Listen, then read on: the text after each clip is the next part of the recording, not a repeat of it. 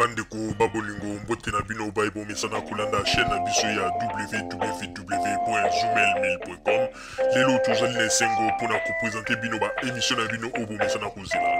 Ngai papa Roger Babo lelo na kopresente bino ba émission obo mesana kozela mokolo na mokolo pona kotalisa na bana ya Congo eloko nini oyo tobombeli ba.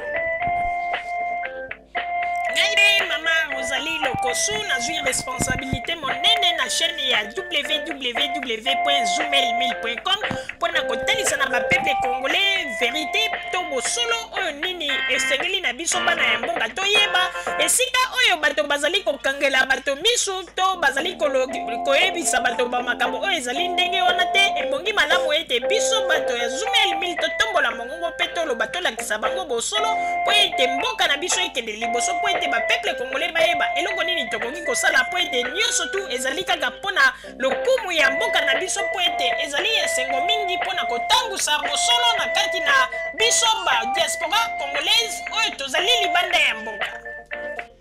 Na ntango oyo bozalaka kabisika bozali nde bokolanda basango ya www.zoomel1000.com. Bandeko babolingo mbote na bino baebomesana kolanda émission na biso ya www.zoomel1000.com.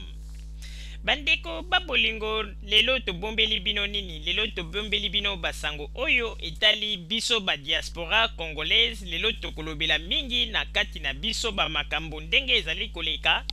Bandeko babolingo lelo bato mosusu bakomi kosala ba campagne ya intoxication mpona koloba ete baboyikote koyoka ba émission ya Zoomel 1000. Bandeko babolingo tozali koseka pe kokamwa.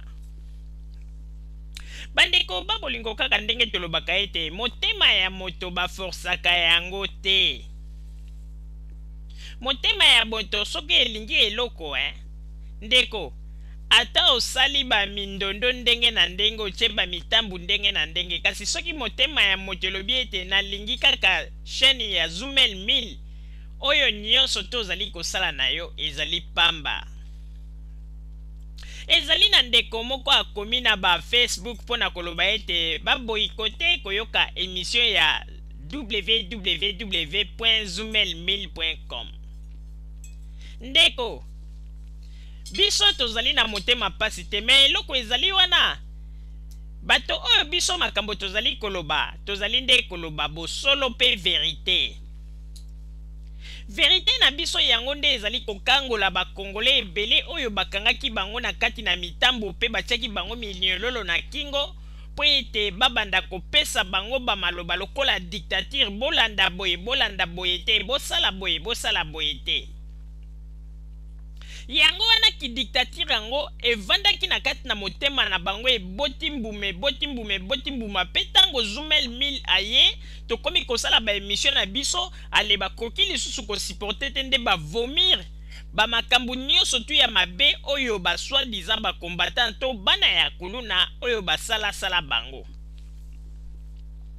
Na yango wana bandeko babolingo tozali koyebisa bino boye baka ete bakampagne na bino bozali kosala mpona www.zoomel1000.com. yango te moto ekotinda biso ete tokitisa mongongo po ete toloba ete non bango balobi boye donc moyen lisusu tosala émission te parce que biso tosalaki chaîne oyo na base ete bakongoli nyonso bayeba bosolo esika nini ezali.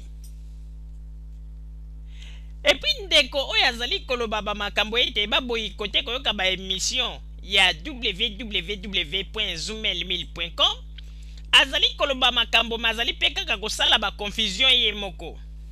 Pona nini? Kaka ye moko alobi ete bandeko babolingo chaîne ya Zoomel 1000 ekomi kotia ba division kati na biso ba congolais. Ça veut dire que donc Zoomel 1000 aye na bosolo wana ekomi kokangola ba misusu yango ete ba misusu bakomi na bango kozwa na bango position na bango normal oyo bamoni ete bato wana bakosaki bango. Deuxième point aye koloba nini nakendeki soki weekend passé na Bruxelles namoni ndenge bato bazali kodiscute mpo na chaîne ya Zoomel 1000. Donc Zoomel 1000 ezali chaîne moko oyo ete ekomi koconvaincre bato kaka ye moko azali koloba makambo sans ke ya se rendre compte. Et puis kaka ye moko alobi ete na ba cyber café na Bruxelles bato mosusu bazali kokende lokola bamayebo kosopana na cyber café mpona koyeba eloko nini biso bato ya Zoomel 1000 to bombeli bango to tolobi to émission nini ya sika tosali. Donc bato bakomi kozanga te na batele café kuna na Bruxelles ekomi kosala plein mpona chaîne ya www.zoomel1000.com. Mais tout simplement ndeko ifo yeba ete soki ba makambo ya boye bokomi komona yango. Donc koloba ete Zoomel 1000 aye penza na bosolo ya bosolo po ete bosolo oyo biso toye na yango tokomi kokangola nde bato. Bandeko lelo bato mingi bakomi koprofite mpona koloba ete bato wana bazali bakomedie bani te. Bandeko ezali likambo ya komedi te.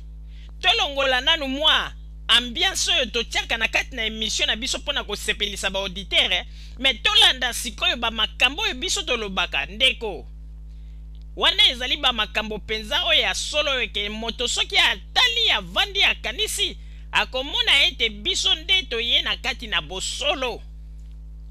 Biso nde toye penza kotalisa bakongole bosolo yango ete ekomi kobangisa bango po ete ye moko ndeko alobi ete division ekoti meme kati na bakongole.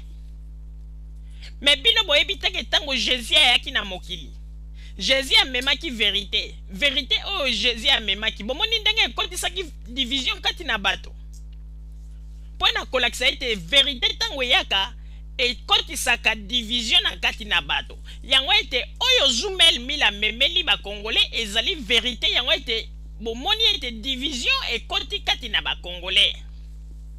Yango ete bakongole mosusu moye ba supporter vérité ya Zoomel 1000 ezali te.